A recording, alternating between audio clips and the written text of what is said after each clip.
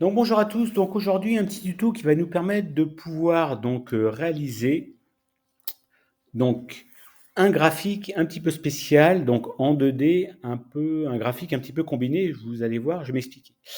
Donc ici en l'occurrence, ce graphique est intéressant lorsque nous avons une typologie qui est la suivante, où par exemple nous avons donc les départements, d'accord?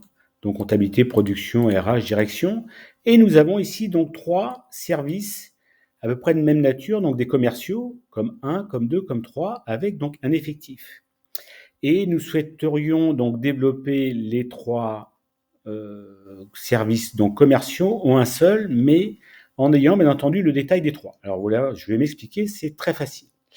Donc là, on va récupérer l'ensemble du tableau. On va donc dans Insertion.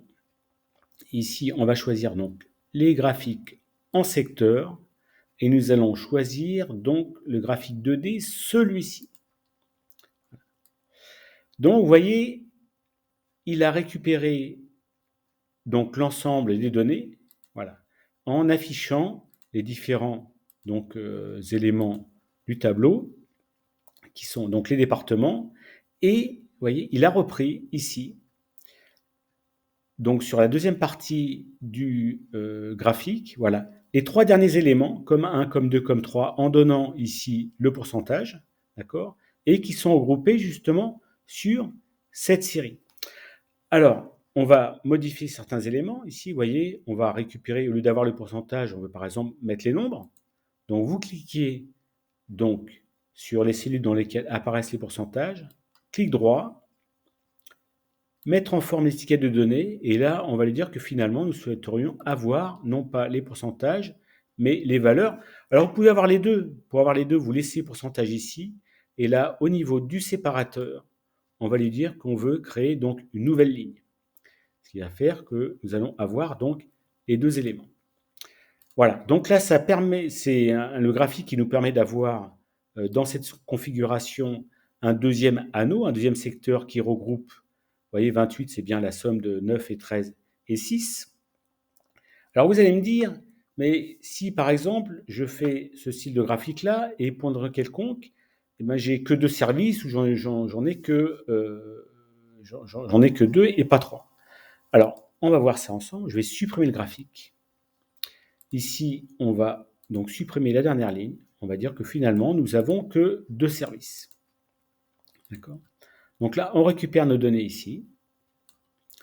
Insertion, graphique en secteur. Voilà. Et là, automatiquement, il a récupéré les 2 dernières lignes. Alors, si on a un souci, alors on va juste modifier un petit peu le graphique, comme tout à l'heure. Clic droit, mettre en forme les étiquettes de données, valeur, et on veut avoir le séparateur avec la nouvelle ligne. Voilà. On va juste agrandir le graphique. Alors, vous voyez ici, il a pris les 2 derniers éléments. Mais imaginez si par exemple, je voulais reprendre que les 3. Alors, lorsque vous cliquez voilà, sur cette partie du graphique, la deuxième partie ici, j'ai fait un clic droit. On fait clic droit, mettre en forme les séries de données. Et là, sur la partie droite, vous avez mise en forme des séries de données. Et vous voyez ici, vous avez voilà, valeur du second 3C, ici. Et là, c'est à cet endroit-là qu'on va pouvoir modifier, on va pouvoir prendre les 3 derniers, les 4 derniers. C'est au niveau de ce paramètre qu'il y a la possibilité de pouvoir modifier le nombre de secteurs qu'on va récupérer par rapport à l'ensemble.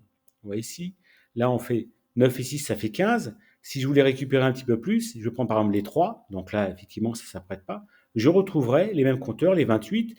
Et si je voulais reprendre les 4 derniers, voilà, vous voyez, là, effectivement, je reprends les 4 derniers, donc les noms ne s'y prêtent pas, hein, mais on a bien le total 9 plus 6 plus 15 et 23. Hein, donc c'est clic droit ici, mise en forme des séries de données, et c'est surtout ce petit bouton ici qui va vous permettre de pouvoir condenser en fait le deuxième tracé en fonction des éléments que vous souhaitez obtenir. Voilà, c'est tout pour aujourd'hui.